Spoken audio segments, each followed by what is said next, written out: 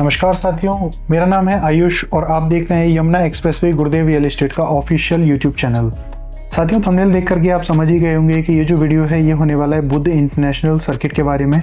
जो Japanese delegation है उसने ग्रेटर नोएडा विजिट किया था, जिसमें उन्होंने बुद्ध इंटरनेशनल सर्किट का भी दौरा किया था और उनका पर्पज़ ये था कि जो BIC है वो जापानीज़ सुपर फार्मूला चैम्पियनशिप को होस्ट करने के लिए रेडी है या नहीं।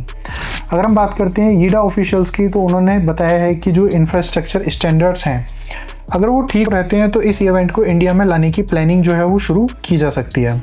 साथियों, अगर BIC फाइनलाइज हो जाता है इस जापानीज़ सुपर फार्मूला चैम्पियनशिप के लिए तो एक और कदम आगे की ओर होगा, जिसमें कि जो फार्मूला 1 रेसिंग चैम्पियनशिप है वो भी शायद हमें BIC में होस्ट होती हुई दिखे। अगर बात करते हैं इस डेलीगेशन में कौन कौन आया था, तो इस डेलीगेशन में जापान की तरफ से टॉप लेवल के जो ऑफिशियल्स हैं वो आए थे। इन सभी ने यीडा के CEO राकेश कुमार सिंह और अदर जो सीनियर ऑफिशियल्स हैं उनके साथ में मीटिंग की थी। अगर बात हो ही रही है सुपर फार्मूला चैम्पियनशिप की, तो हम थोड़ा इसके पास्ट पे भी नज़र डाल लेते हैं। तो दोस्तों, इसकी जो शुरुआत है वो 1973 में हुई थी और 2023 में इसने अपनी 50 ईयर्स कंप्लीट किए थे और दुनिया की जो फास्टेस्ट और highly competitive open wheel racing series में से एक मानी जाती है। कई इंटरनेशनल जो ड्राइवर्स हैं इसमें रेस करते हैं और इसे फार्मूला 1 से पहले का एक इम्पोर्टेंट पाथवे माना गया है। तो अगर BIC फाइनलाइज हो जाता है तो कई सालों बाद इंटरनेशनल मोटर स्पोर्ट इंडिया में कमबैक कर सकता है। एक नज़र डाल लेते हैं कि BIC पे पहले कौन कौन सी इवेंट्स होस्ट हो चुके हैं। तो दोस्तों, सबसे पहले नाम आता है फार्मूला 1 इंडियन ग्रैंड प्रिक्स का, जो कि 2011 और 2013 के बीच में होस्ट हुआ था। जो दूसरा इवेंट BIC में होस्ट हुआ था वो था MotoGP भारत, जो सितंबर 2023 में होस्ट हुआ था।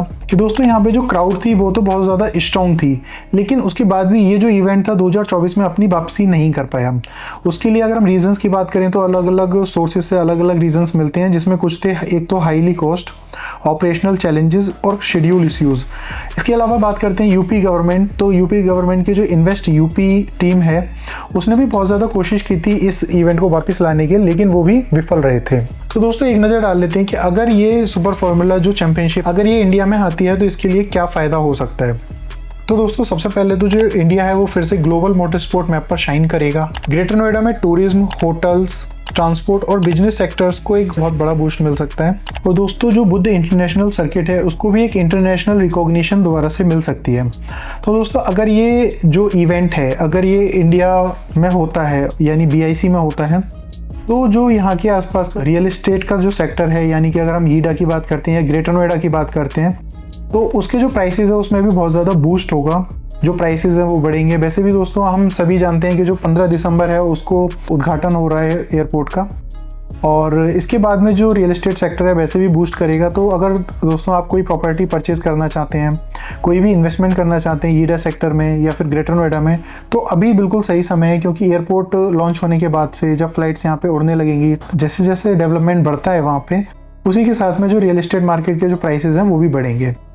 तो दोस्तों, यही थी हमारी आज की न्यूज़। अगर आपको ये वीडियो अच्छा लगा हो तो आप वीडियो को लाइक कर सकते हैं, चैनल को सब्सक्राइब कर सकते हैं और ऐसी और वीडियोस देखने के लिए आप हमारे इंस्टाग्राम चैनल को भी फॉलो कर सकते हैं।